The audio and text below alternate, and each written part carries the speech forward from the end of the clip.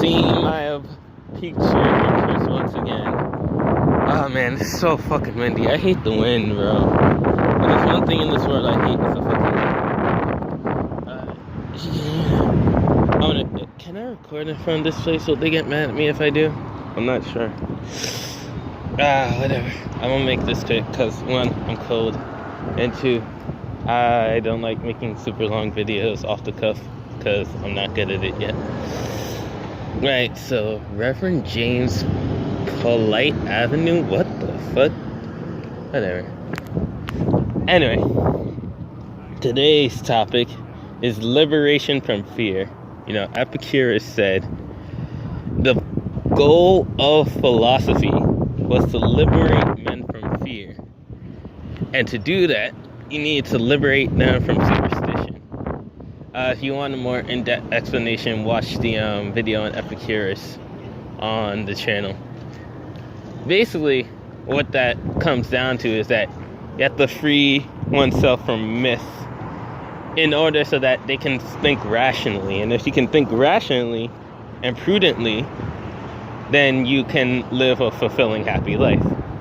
And you know, that's the ultimate goal of Epicureanism, is to live a fulfilled and happy life, you know, undisturbed, peaceful, tranquil, you know, stuff like that.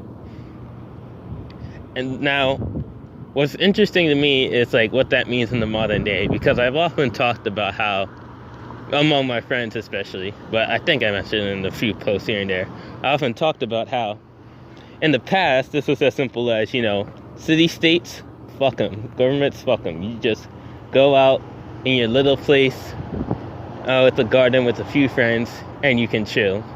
Or if you must stay in the city-state, you know, follow the rules, but just know that they're pointless and retarded, you know. And you could do that well enough back in the day because, you know, back in the day the government wasn't up in your business about everything. You didn't need like specific licenses to do business. You don't have like cameras that watch you as you walk from one side of the street to the other, you know, on every block, you know. Things were different back then. But nowadays what's changed is technology, which is hence why I have often advocated that we need a neo-Epicureanism, a new Epicureanism that is political. And the reason being is because in order to have protection from other men, collectively, we Epicureans must band together in order to exude political power. Because otherwise, what are you going to have? Because like Epicurus was all about a private life away from the world. And that's obviously ideal, you know, a few friends here and there, but otherwise, you know, we stay away from people. And I agree with that in principle, because I hate people. There's too many fucking people. I don't like them. But the problem with that approach to everything, you know, so it's not, problem with that approach to anything, it's not practical nowadays, so, you know, it's not really so much as a neo-Epicureanism, so much because, you know, the core philosophy of Epicurus is prudence, you know. Think about things pragmatically, prudently. He was one of the original pragmatist philosophers. He wasn't so much about the nature of the universe and all this and that. And a lot of the stuff that philosophers talk about now, which I have a lot of problem with, because like a lot of things they talk about, like they just do not matter, like at the end of the day. Like I think about the people who like Lacan so much, and it's, you know, how much does Lacan play in everyday, day-to-day people's activities, you know? Maybe if you're like super into Lacan and you apply it very specifically to your situation, maybe he's the perfect guy for you. But it's just like, that's the thing, it's like it would have to be very specific for you. I'm not sure. I don't know why I use Lacan in that situation. He's just one of those guys I think I was like, okay, this is just an impractical philosopher who just doesn't matter. At least in what I'm trying to do, which is I'm trying to do is live a calm, tranquil life, which Lacan isn't very useful for. Epicurus is very useful for that. And Marx is also very useful for that. Because Marx, he explains the world in such a way as it is right now, where it wasn't during Epicurus' time. And because of that, because of Marxian philosophy, I've been more liberated from fear than ever before. Because Epicurus said you need to understand the world in order so that you won't be afraid and believe in myths. Back in the day, I used to believe in a lot of myths. A lot of myths. And that's even with me having an emphasis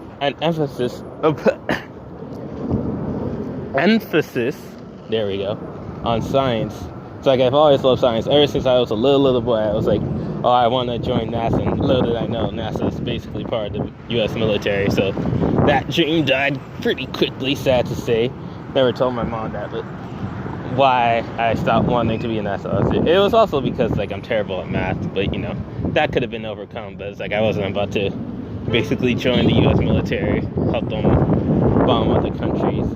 Now, I know not all NASA scientists do that, but that's besides the point. That's a bit of a detraction. But now the point stands that, you know, Marx is very useful for the modern Epicurean, because he helps you understand that the modern financial system is fundamentally broken in a way that other philosophers or regular economists cannot do. So that's useful. And that's one of the ways I've been liberated from fear. The other way that I've been liberated from fear, which is why I knew when I was younger, is there's this personality type thing called the Enneagram. I'm not gonna get like super deep into it because mostly because it would be hard for me to explain it. I'm not gonna explain things yet that I don't like understand. That I'm not saying that I don't understand the Enneagram. That in fact, I think I understand it more than a lot of people who talk about it a lot of the time. Because a lot of people who talk about the Enneagram as like a personality testing, they don't look at it from a materialist perspective. They're one of the big guys who made like long video series on it. He's like, how does this work? I don't know. And it's just like, well, that's pretty important to know how it works. So I have a theory on how it works. But, you know, as with all things, you know, if you have ideas about how it works, it doesn't, that leads to more questions. So, you know, the more you know how ignorant you are and all that great stuff. So the point, as it were, is that, you know yourself and know thy enemy, and then you'll be liberated from fear. That's the main point I was trying to get across. But, yeah, alright, there's too many people around here. They're just walking back and forth, so I'm going to end it. Haven't come up with an end card yet. I will let you know when I do. Goodbye.